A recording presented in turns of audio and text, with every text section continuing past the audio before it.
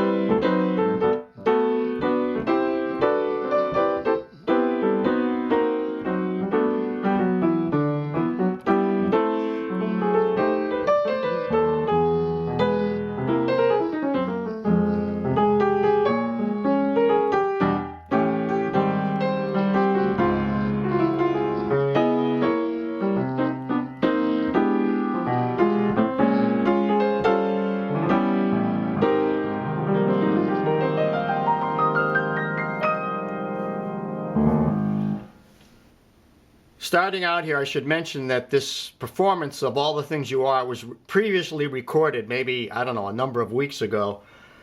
And I just kept it in storage. And so now I've taken it out and I decided I would do something with it. But unfortunately, I don't remember what I played. So, no, I'm just kidding. Actually, I remember a little bit of what I played, not everything.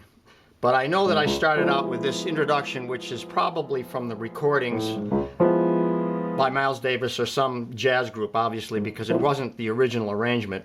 But anyway, it starts out with this, and these are sharp nines. Now, D flat sharp 9 to C7 sharp 9. So they're dominant sharp nines. And you have to remember that in a sharp 9, you're always going to have a major third and a minor third on top. A minor third on top, major third below. So we'll look at the C on that one there. See, so there's your third, major third, then your flat 7, and your sharp 9 up there. 8, 9. 9 sharps, okay?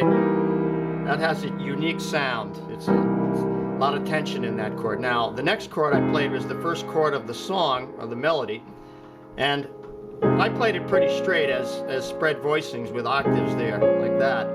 But you could play it, you could alter that chord, and you can alter a lot of if you like the sound of these particular altered chords, you can alter that chord to there. has more tension in it because now I've made it a sharp 9 again and an augmented 5th here, or you could call it a flat 13. Then up the next chord could be altered in the same way, like this. I could even put that in it. If you like that sound, there it is. You know, you can doctor up your melodies and your voicings below your melody with just changing a few notes. Like just that alone changes it. That changes it. See? Now the next thing is interesting. It's how do I approach the A flat chord from the E flat 7? That E flat 7 is next. You can say E flat 13 to an A flat major there now. So now what I did was I used the tritone substitute. Instead of the E flat, I played its tritone substitute, which is A7. And then I put the 2 chord in front of the A7. In other words, it's related to. So I put an E minor 7, A7, and I hope you get that, but the 2 would be the 2 of the key of D, since A7, dominant 7 would be the 5 of the key. Its 2 would be E minor 7. And you could make it an E sharp 9 again if you like that, you know. I prefer the E minor 7 there, I think. You can make it minor 9 if you like, put that 9 in there. A lot of things you could do. Not that, but you could do them if you like that. Just in this. Then it goes to the D flat there. Then I do this. I go to that chord. Now, I'm going to dress up dominant chords, dominant 7th chords if I can, you know, by adding more tension. You know, like if the straight dominant would be just, that'd be a boring kind of G7, but to make it more interesting, you could add a 13 there, or even a flat 13 and then add a flat 9 here. The advantage of the spread voicing, see how you get beautiful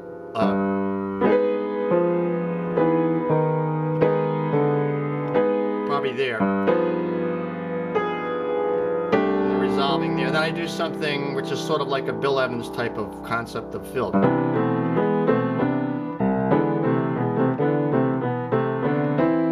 That's for 2 measures of just the note being held. That kind of thing. I'm just playing thirds, you know, but based on the augmented chord there of the C. Now, the next section of the song, that's the first 8 measure. The next section of the song is the same exact melody, and it's transposed up a 5th. So instead of starting on an F minor, now we're on a C minor. So we ended up on a C major.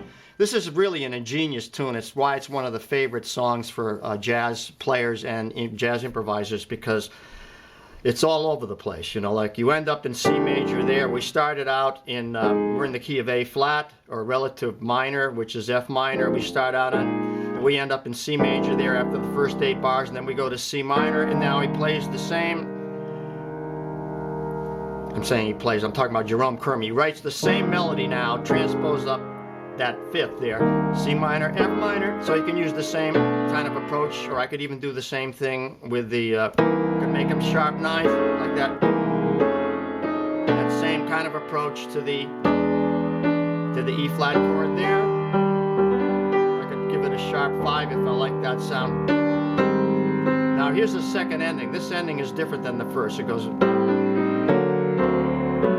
like that. It goes da da da da da. We didn't have that in the first ending, so now I do this fill. That's just a fill, but it's based on a drop 2 concept. That means, like, if I didn't play the left hand that way, it would sound maybe like that. So I'm dropping that second note, this one, down here an octave, and then you get this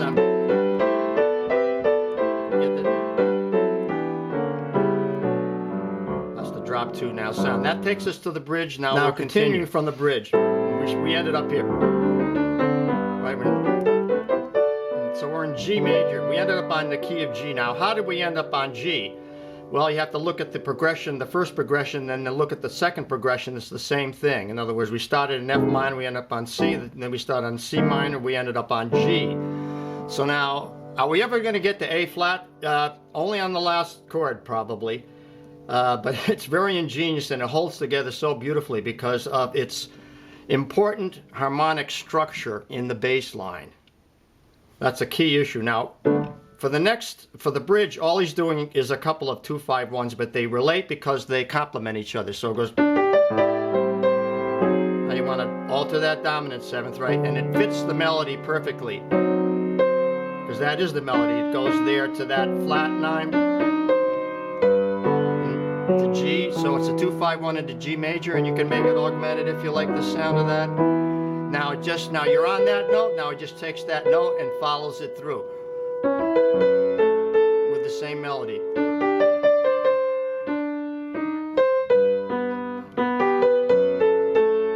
Same melody, but just transposed now. So it's that common tone, you know, where the note common tone now goes up, ending up on the 3rd now. Okay. So that was the 11th in the melody.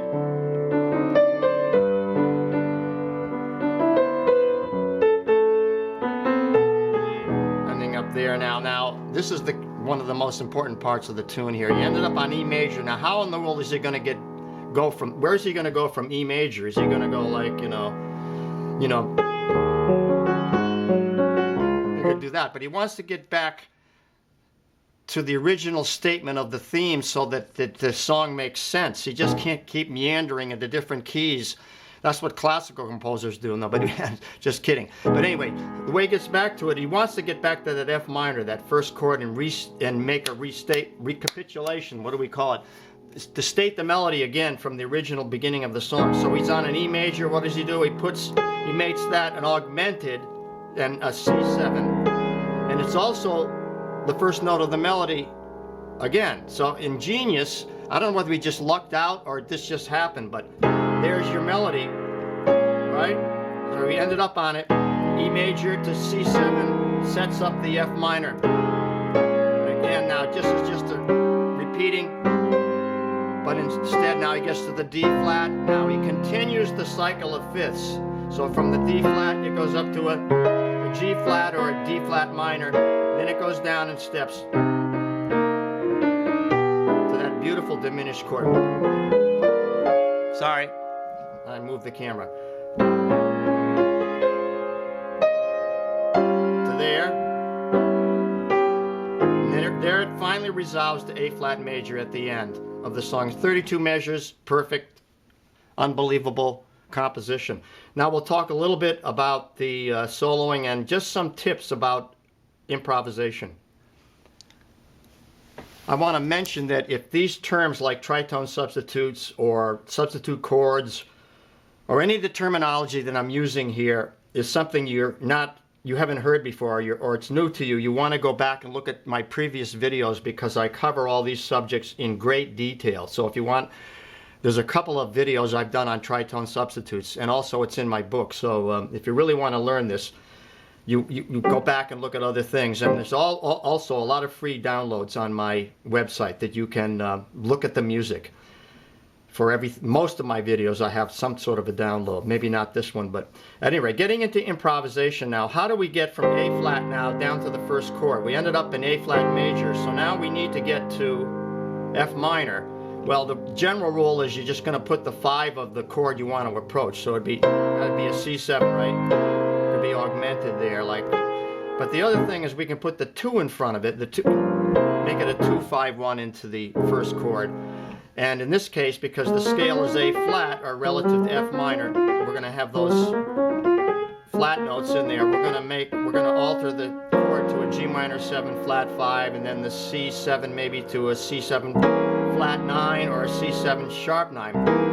And it works beautifully within the scale because those are the notes that fit the scale. So it makes logical sense to voice it that way. Now I'm going to talk about some of the ideas of improvisation, and I don't remember what I played, but I can talk about improvisation in general. And just a few points. And I think one of the points I want to make is the idea of a few concepts that I've talked about in my improvisation videos, and that I'm using here in this solo. And that is, I'm of course using the scales, but I'm trying to create melodies as opposed to just playing runs. I'm trying to create a distinct melody built on the chords.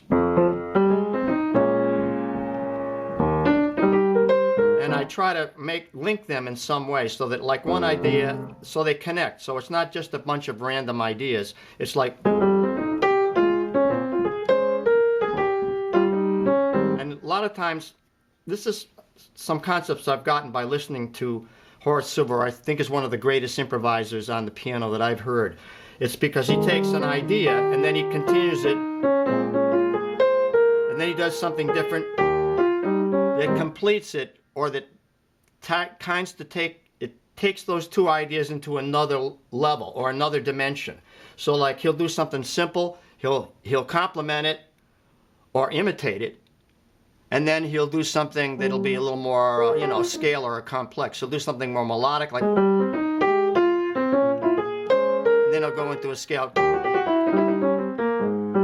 like that, So like that's what I try to do. Now there, when I play that scale, that is that altered dominant scale, that diminished scale that I talked about in my last video. And being able to know that scale and be able to use it freely and know when to put it in is a really good thing to be able to do in jazz. And you should check out that video on the altered dominant scale that I just put up recently. Now, so let's just talk about some things.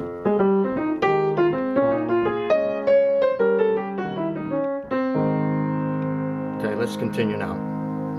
Okay, I'm doing a new style of videos now. When I lose my trend of thought, I just break it into a segment. Why should I take 4 hours making a video, right? That's what I've been doing in the past. I can't do that anymore. So anyway, the other point I want to make about improvisation is the idea of completing an idea. No matter what you're playing something complicated, like, you want to come to some point where it comes to a completion. And that is such an important thing. I think it's what every improviser strives for, whether you're, a novice or beginner, you're, intermediate, advanced. The advanced players can do it beautifully. The giant, great improvisers, Errol Garner, Oscar Peterson, they do it beautifully. They link all their ideas together and make everything make sense. So like, that's the thing I'm always striving for, and a lot of it has to do with relaxing and getting flow in your playing. And I've talked about that in the past, and you want to look at some of those videos. But let's just say, see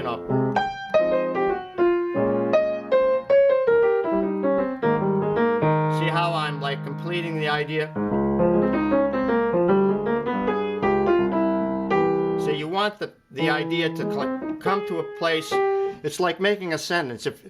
So I'm doing that vocally now, poorly, because I'm hesitating. Say I want to say, like, okay, you should do, then I hesitate and I say, whenever you hit an that same that you're saying in your voice, you're playing it, it's your thought process, but it's more than that, because it's easier to talk than it is to play the piano. And yet, for me, in some ways, it's easier to play the piano than to talk. But you get my point. My point is that I want to have there be a coherent line that has a sense of beginning and ending. And that is such an important concept of improvisation, or even talking or playing music, that I can't stress it enough. And it's one of the more difficult things to do. That's the thing I always notice in novice or beginner improvisers, is they have no concept of that, or they have very little. So let's try it. Let's see if I can do it. So there it is.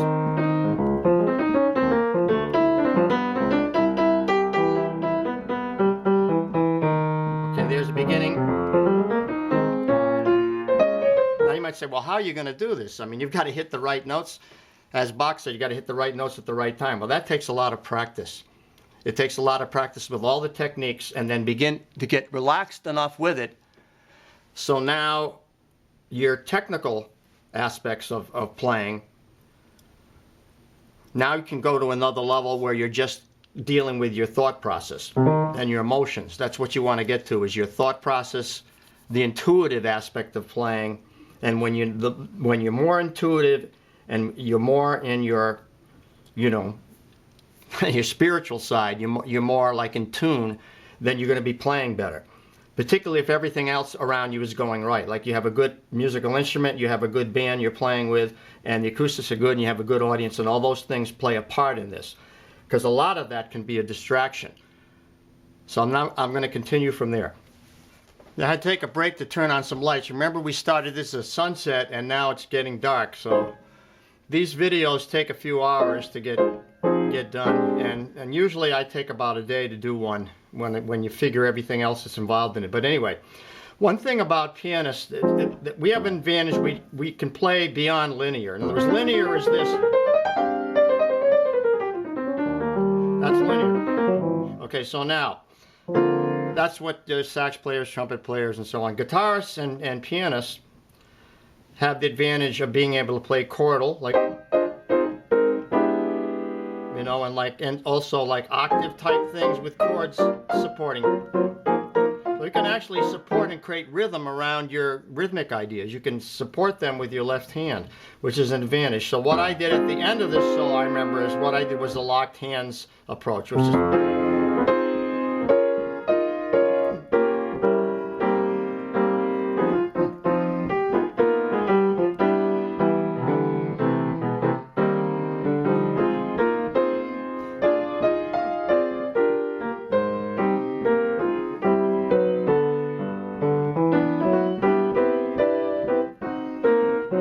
started it here. Now, what am I doing? I'm playing locked hands, means I'm doubling. Usually it doesn't always involve, but it involves doubling that top note with the left hand down here. So I'm playing the chord in the middle. This is a Buckner technique that was made important by George Shearing and Errol Garner, and yeah, people like that. Ahmed Jamal, Nat King Cole. So anyway, now what I'm doing is I'm playing a melody, but I'm playing it in a chordal manner. And you might remember from Kind of Blue, if you listen to that recording, how Bill Evans did that a lot in that recording, because that's how Miles Davis wanted him to play. He wanted him to play in a chordal way, because everybody else was playing linear. So the piano was able to play in a chordal way, rather than having to play linear. You know, you could play like this. I can play like a melody like this.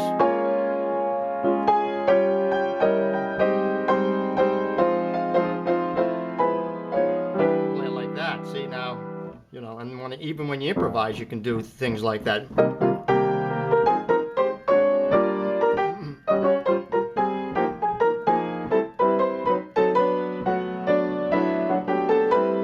So you have a lot of challenges here as pianists, and if you're learning to do this, then you have a lot of work to do. But regardless of that, it's a lot of fun, and it's a fun journey, and any way I can help you, you always can write to me and ask me questions.